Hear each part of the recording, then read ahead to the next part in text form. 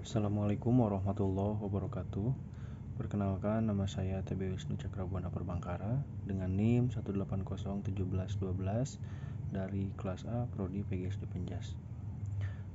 Di sini saya akan mereview jurnal yang berjudul yaitu Problematika Dakwah dan Hubungannya dengan Unsur-unsur Dakwah. Nama jurnal yaitu Jurnal Farabi, volumenya volume 10 nomor 2, tahun terbitnya yaitu Desember 2013, penulisnya yaitu Fataling. Latar belakang dari jurnal tersebut yaitu dakwah merupakan ilmu pengetahuan yang mempunyai metode, sistematika, sasaran, dan materi, sehingga orang yang bergerak dalam menyebarluaskan suatu ide harus mengetahui betul-betul tentang cara atau metode dalam menyampaikan idenya, sehingga apa yang disampaikannya mendapat sambutan dan dukungan dari hasil usahanya yang dikenang orang sepanjang masa. Oleh karena itu, maka seorang juru dakwah hendaknya memiliki pandangan yang jauh ke depan, karena kegagalan mungkin disebabkan piciknya pengetahuan dan sempitnya pandangan dari juru dakwah itu sendiri. Demikianlah Nabi Muhammad SAW sebagai juru dakwah yang pertama, apabila beliau tidak memiliki pandangan yang luas, maka beliau tidak akan berhasil memadamkan api fitnah. Tidaklah berhasil meredakan api fanatisme yang berlebihan kepada suku atau dendam kesumat jahiliyah. Yang demikian ini pernah terjadi pada peperangan Bani Mustalik atau perang Muraisy antara kaum Ansor dan kaum Muhajirin. Juru dakwah sebelum memulai dakwahnya terlebih dahulu menyusun perencanaan dakwahnya, dan ia tidak akan memulai dakwahnya dan tidak akan bergerak melainkan telah sempurna persiapannya. Ia telah memperhitungkan semua hambatan dan rintangan yang akan dihadapinya dan segala yang akan terjadi di luar dari dugaannya. Juru dakwah harus memiliki keahlian dalam mengenal penerima dakwahnya. Ia mengetahui jiwa dan watak orang yang didakwahinya, mengetahui niat yang terkadang dalam dadanya, dan mengetahui sikap orang yang akan menjadi sasaran dakwahnya.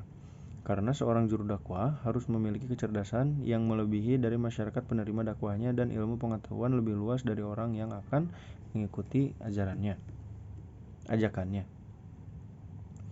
Karena juru dakwah yang mampu ialah dapat mengenal jiwa dan watak masyarakat yang didakwahinya, bagaimana cara menyajikan dakwahnya, bagaimana menguasai jiwa mereka dan cara menarik perhatian mereka. Karena manusia mempunyai perasaan dan otak, karena cukup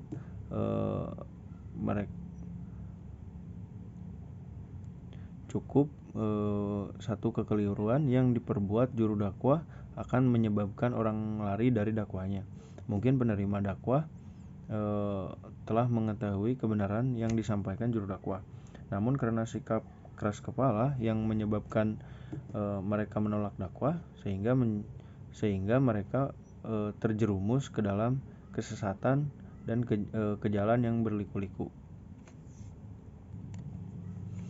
Segala apa yang menjadi gambaran fenomena dari sebuah proses kebangsaan tak pelak menjadi permasalahan dakwah. Kenyataan menunjukkan selama dua dasawarsa belakangan, dakwah dan gerakan umat menghadapi berbagai rekayasa politik yang menjadi skenario dari kebijakan penguasa sebagai cerminan sikap Islamophobia, yaitu ditandai dengan munculnya kecenderungan dalam sekularisasi dan di berbagai bidang kehidupan.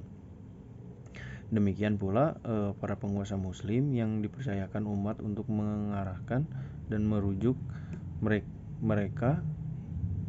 mereka jalan yang lurus, justru meninggalkan tugasnya sebagai penerima amanah Allah Subhanahu wa taala dan hambanya menjalankan syariat Islam dan seluruh aspek hidup dan kehidupan baik di tingkat penguasa maupun di tingkat umat. Hukum-hukum Allah SWT dan Rasulnya tidak dapat dijadikan terbatas hanya sebagai pengatur hubungan keluarga, tetapi mencakup seluruh aspek kehidupan.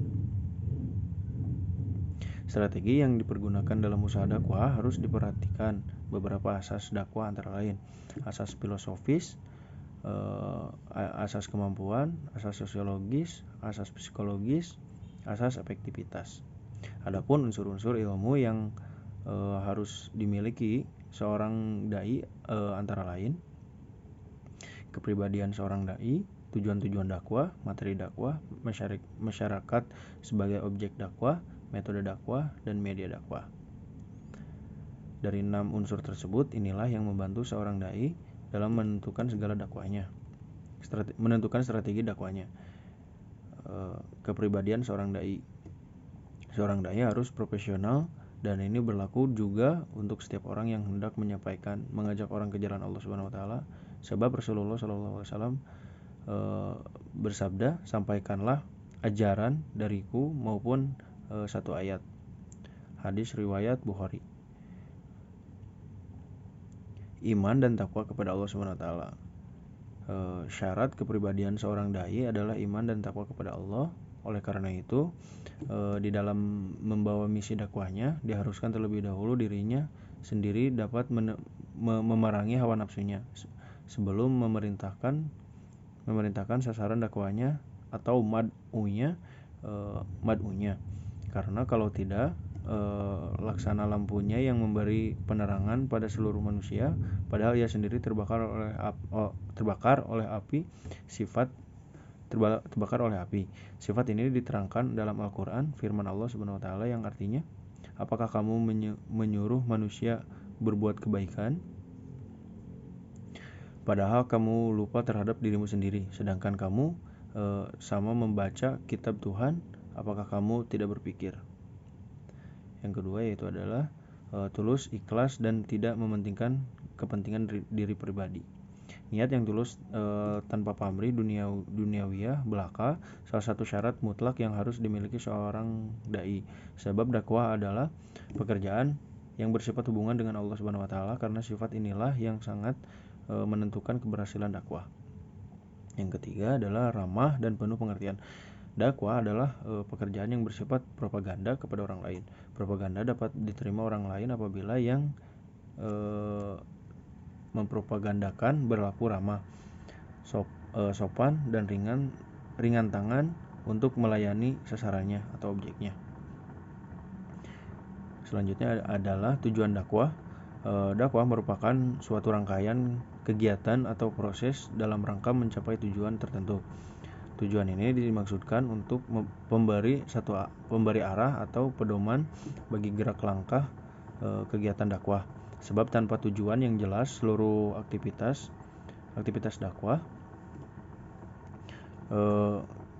dakwah kan sia-sia, apalagi ditinjau dari pendekatan sistem.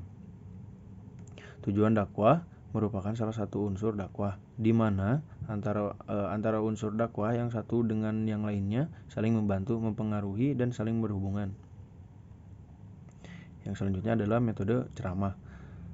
Ceramah adalah suatu teknik dakwah yang dapat diwarnai oleh ciri karakteristik bicara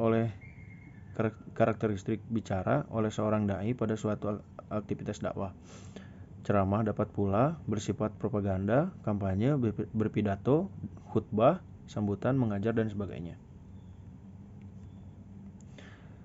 Dengan demikian, retorika merupakan ilmu yang membicarakan tentang cara-cara berbicara di depan massa dengan tutur bicara yang baik agar mampu mempengaruhi para pendengar untuk mengikuti paham atau ajaran yang dipeluknya. Metode ceramah dipergunakan sebagai metode dakwah efektif dan tepat bila mana. Yang selanjutnya adalah penutup. Dakwah sesungguhnya merupakan usaha rekonstruksi masyarakat yang masih mengandung unsur-unsur jahiliyah agar menjadi masyarakat yang islami. Oleh karena itu, dakwah juga berarti islamisasi seluruh aspek kehidupan, yakni proses pembahasan manusia pertama-tama dari setiap tradisi yang bersifat magis, mitologi, animistis, dan budaya yang irasional, dan juga berarti pembebasan manusia dari pengaruh sekuler yang membelenggu pemikiran dan perilakunya. Mungkin cukup sekian yang dapat saya review. Mohon maaf bila ada kesalahan dan kekurangannya. Wabillahi taufiq wal hidayah. Wassalamualaikum warahmatullahi wabarakatuh.